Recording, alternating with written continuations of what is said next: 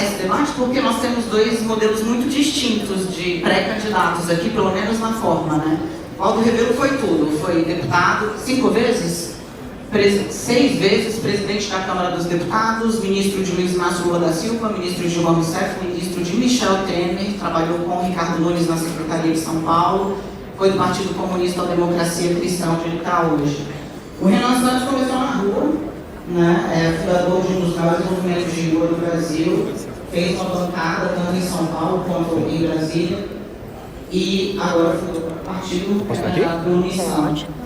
Vou começar pelo Aldo. Explica um pouco por que você decidiu percorrer essa trajetória toda da esquerda, de fato, de uma militância de mais da metade da sua vida, para onde o senhor está hoje. O que te levou à direita, digamos assim? Bom dia. Bom dia. Bom dia, não, boa tarde, Daniela, boa tarde, Renan, lamentar que o meu amigo Caiado não pôde aparecer. Esse aeroporto é perigoso, eu não decidi o acidente com Eduardo Campos. Preciso ter cuidado. Daniela, a minha trajetória acompanha as minhas convicções. Eu penso que sempre crescer o Brasil. Defender o desenvolvimento do país, defender a soberania, defender a redução da desigualdade, defender a democracia. E foi a minha vida. Eu fui estudando na época do governo militar, lutando pela anistia, lutando pela Constituinte, pela liberdade de imprensa, lutando pelo desenvolvimento do Brasil. Fui ministro do presidente Lula com essa agenda, fui relator de Código Florestal, direito transgênico, critiquei a demarcação de Raposa Serra do Sol e penso mais ou menos a mesma coisa. E a minha pré-candidatura se dá em torno do objetivo de fazer parte desse debate. O Brasil é um país rico e interditado. O problema do Brasil não é de capital, não é de investimento, não é de tecnologia. O problema do Brasil é uma interdição institucional. É um Supremo que proíbe uma ferrogrão, o Ministério Público que proíbe o petróleo, o outro que proíbe altaces, potássio, o outro que proíbe uma ferrovia, uma hidrovia, tudo no Brasil tem interditado. É preciso desinterditar o Brasil. Uma mina de potássio não, de terras raras, autorizada, rendeu 14 milhões de dólares. Nós podíamos ter 200 minas dessas, mas tudo isso está interditado. Então, o primeiro debate é desinterditar o Brasil. Como é que vai fazer o ajuste fiscal? Eu já deixo o senhor retornar a ideia, porque se eu não segurar o relógio aqui, o senhor vai com o que eu conheço. O senhor fala que o Brasil tem um problema institucional. Renan, muita gente vê o MBL como parte dessa disrupção, digamos assim, né? Que ganhou as 12 em 14, 15, 18 deu o fruto institucional mais forte, foi o Bolsonaro presidente. Você se vê parte da solução ou do problema? Olha, eu me vejo integralmente como parte da solução, até porque o MBL foi parte da solução de um país que despertou. Mas o que há no surgimento da direita é uma crise de liderança. A liderança de direita brasileira, que é o Jair Bolsonaro, é um completo idiota. E aqui já me apresentando o Renan Santos, tenho 42 anos, fundador do Partido Missão, fundador da MBL, futuro presidente desse país, e quero colocar as coisas de maneira bem clara. Todo mundo perdeu tempo e gastou muito tempo nos debates políticos brasileiros, discutindo um projeto morto, que é um projeto das esquerdas brasileiras, e a resposta a isso foi um projeto natimorto, que é um projeto do bolsonarismo, que nunca teve proposta no Brasil. E muita gente falou, a resposta a isso seria a polarização. Ah, não tem uma polarização e nós vamos ficar presos nisso. Alguns dos pré-candidatos que deveriam estar aqui presentes, o Zé e o Caiado, botaram no caminho. O caminho de seguir na sombra do Bolsonaro. É um jogo. Flávio Bolsonaro foi pego no escândalo, eles falaram, você vai ensinar, olha, isso está meio errado. Não está meio errado. Flávio Bolsonaro é um escroque desde sempre, os discursos temos aqui, são pessoas elegantes na presença. Mas é isso. Nós não podemos permitir escroques assumir a presidência da República e tampouco um grupo político que está presente hoje no objetivo que vai ficar rifando o nosso futuro. Nosso futuro pode ser incrível e glorioso. Em 30 anos, o Brasil tem que ser uma das 5 maiores nações do mundo. Eu estou propondo, junto com uma geração toda nova, no atual lidera essa geração de pesquisas, um tipo de Brasil que vai poder enfrentar todos esses problemas, enfrentar questões terras raras, biodiversidade e assim construir um grande futuro. Então vamos começar a bate-bola rápido aqui, Aldo falou de ajuste. Pré-candidato, começa o ajuste fiscal por onde?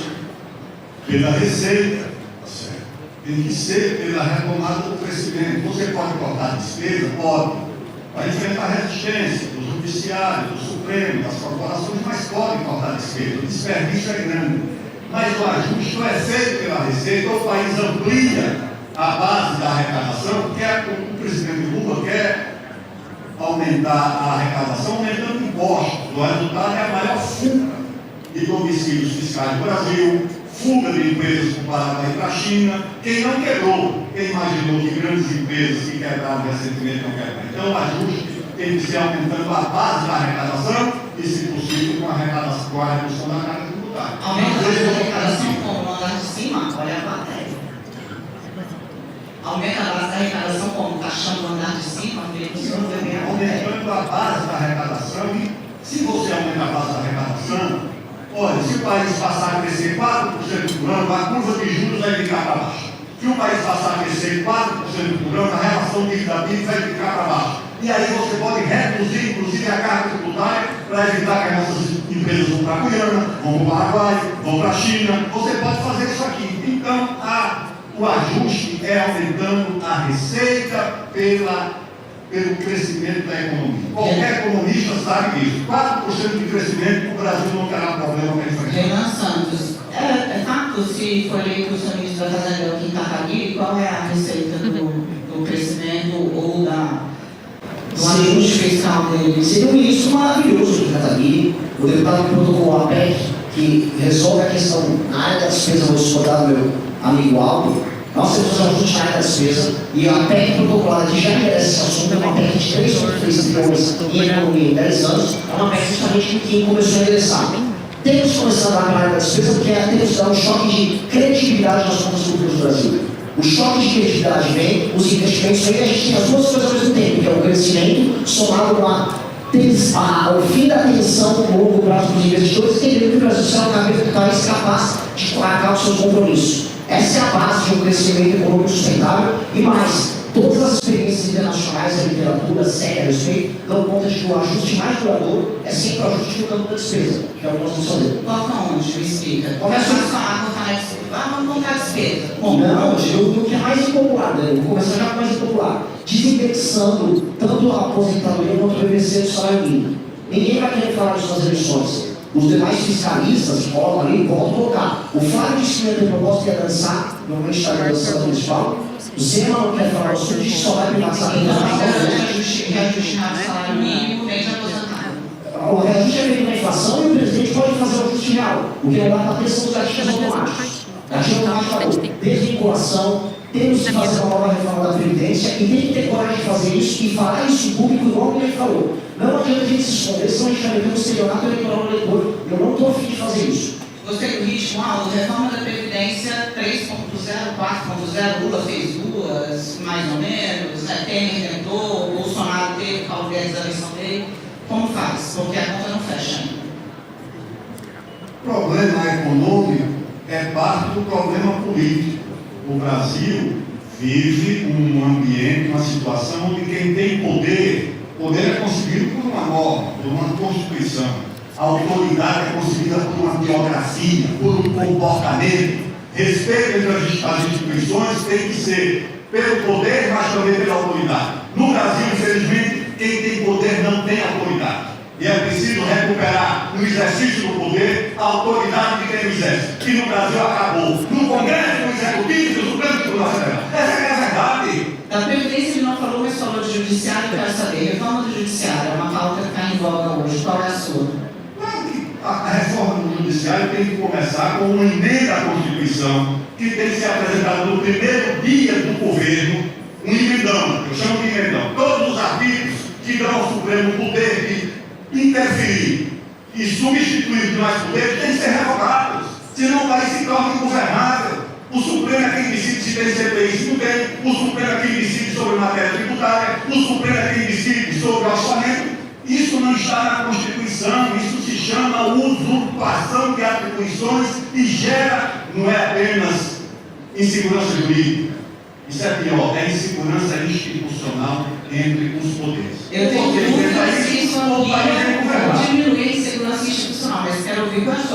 reforma do judiciário, né? O judiciário tem que cumprir apenas o papel de guardião da Constituição e de ator que discute temas abstratos ligados à questão da constitucionalidade, e não mais como última instância do processo legislativo. E mais, ministros do STF não podem ter escritórios ligados a eles fazendo negócio por aí, todo mundo sabe que isso ocorre. Decisões monocráticas têm que acabar, tem que haver filtro de entrada. São 8 mil ações que rolam no STF brasileiro, enquanto a Suprema Corte Americana são 50. Nós temos que criar uma corte que cuide do tal do foro privilegiado, feita por desembargadores com mandatos de máximo de 2 anos, e concordo na temporalidade com o ministro Alvo. Tem que ser logo o ministro mandato. Um presidente que chega com moral, coisa que infelizmente os que estão primeiro nas pesquisas não tem, ele tem que chegar com essa moral e não para guerra com o STF. Eu não quero guerra. Eu quero que todo mundo tenha suas atribuições. E aí sim o poder executivo recupere seu poder de executar. Porque o que o Brasil está faltando é poder de execução. É fazer as coisas acontecerem. Minha geração está de saco cheio de ver as coisas acontecerem. Deixa eu puxar vocês do plano terreno, porque o Missão Partido Novíssimo vai para a primeira eleição agora, e a Democracia Cristã, partido antigo, nunca teve uma representação tipo dessa, garantia uma base para qualquer governo. E vamos olhar o Congresso de hoje, né? Nem Bolsonaro teve maioria tranquila, nem Lula teve maioria tranquila. Na verdade, tranquilidade é uma coisa que não tem desde que o Congresso foi. Rodrigo Maia inventou o orçamento impositivo, passou pelo secreto e agora está aí no meio do caminho. Como é que faz para governar sem base? Porque a maioria você não vai ter. Vai ter que ter base. O presidente da República vai construir base. Meu partido hoje é um partido basicamente pequeno, tem 6 vezes de idade, mas na hipótese cada vez mais provável da eleição, meu partido formará a maioria, eu também terei números de deputados que eu escolher. Eu vou conversar com as lideranças partidárias brasileiras sem medo de composição, né? O que eu não vou ter é composição baseada nesse jogo imundo que está rolando hoje. Não dá. O Brasil não pode ser tocado pelo Centrão, e eu digo mais, quem manda na lógica do Centrão são os parlamentares dos Estados Unidos. Mas vai negociar com quem, né? Porque o partido que mais pessoas é o PSD, o MDB, só que eu vou conversar com a banda toda. Todos os partidos têm nomes bons para indicar. Não tem problema nenhum em trabalhar com isso. O problema que eu vou ter é se indicar no sistema de incentivo mais imundo que tem, que é baseado na troca de favores mais baixa. Um governo nosso que vai ser eleito com projeto, eles vão participar e vão vencer comigo no projeto. Entrar no jogo para roubar e você tocar para fora. Alta. Olha, eu falei do Rodrigo Maia, era o líder da oposição quando era líder do governo, presidente da Câmara, e havia ali um governo de igual responsabilidade. Havia diferenças grandes. Era um líder combativo, fazia uma oposição muito dura, ele, a CNE, o Ronaldo Caiado também. Mas a gente dialogava. Eu fui no casamento da CNE. Imagina hoje uma reunião social entre líderes de governo e de oposição. Quando o Brasil atravessou a regência com guerras civis simultâneas, o Dom Pedro II chamou naquele Paraná e eu faço um gabinete de conciliação. O país voltou a crescer, fez paz, fez ferrovias. O Brasil precisa de um governo de conciliação, um governo de união nacional, que não vai sepultar diferenças, elas vão continuar existindo. Mas será que o país não tem nada em torno do que se unir? Será que retomar o desenvolvimento não une o país? Empresário, trabalhador, classe média? Será que um país reduzir desigualdades não une o país? Eu sei que isso aí pode ser uma coisa, o romantismo. Eu não vejo outra forma de fazer política. Tem que ter humanismo. Um governo de união nacional, um gabinete de conciliação que deixe o país respirar em torno do que une, porque os problemas unem o país. Se os problemas unem, pelo menos uma parte da solução tem que unir. Então fica aí para quem tiver esse desafio, pensa nisso. Senta, conversa, discute, as gente se conhece. Mas isso aqui une o país, como nós tivemos condições de fazer durante muito tempo lá no Congresso Nacional. Eu não quero deixar a excelência sair daqui sem falar do assunto que preocupa muito o brasileiro hoje, que é segurança pública. Então eu vou pedir licença ao João Camargo e à Camila. A gente tem ainda 10 segundos aqui, eu vou botar mais um minutinho no meu relógio. Renan, você falou até em pena de morte no Brasil. Estrutura para a gente rapidamente aí qual é a sua ideia para a segurança pública. Gostaria de ter, mas precisaria de uma constituinte. O meu governo, e pegando um gancho muito importante, o governo Jornal Nacional é um governo que vai declarar guerra ao crime organizado e vai eliminar toda e qualquer possibilidade de ocupação territorial. Estamos fazendo um evento hoje no Guarujá. A região do Guarujá, a região toda Baixada, é uma região tomada pelo PCC. membro do PCC, ou vivo na cadeia, ou morto, tá? Apenas pela eternidade. Esse é o papo. Ele gravou 30 segundos, não. Eu creio que você tem que separar o que é o crime comum do crime organizado. Cidadão que comete um crime no trânsito, não tendo antecedentes criminais, ele vai ter direito ao audiência de custódia, a escolta, etc. O crime organizado não pode ter isso. Você tem que ter, dura a expressão, leis de exceção para o crime organizado, para que o Ministério Público, as polícias militares e civis e o judiciário possam agir com eficácia contra o crime organizado. Se não for assim, você não vai resolver o problema. Lei de exceção para o crime organizado. E a Justiça, a Polícia e o Ministério Público têm condições de enfrentar, porque não pode ser tratado como mais um crime comum. Deixou os colegas na imprensa a missão de, sem fazer propaganda partidária aqui, por um novo partido, deixo com vocês na missão de seguir questionando os pré-candidatos. Se você gostou desse vídeo, não se esqueça de se inscrever e deixar o seu like. Isso ajuda muito o canal. E você continuará recebendo vídeos como este. Eu te vejo no próximo vídeo.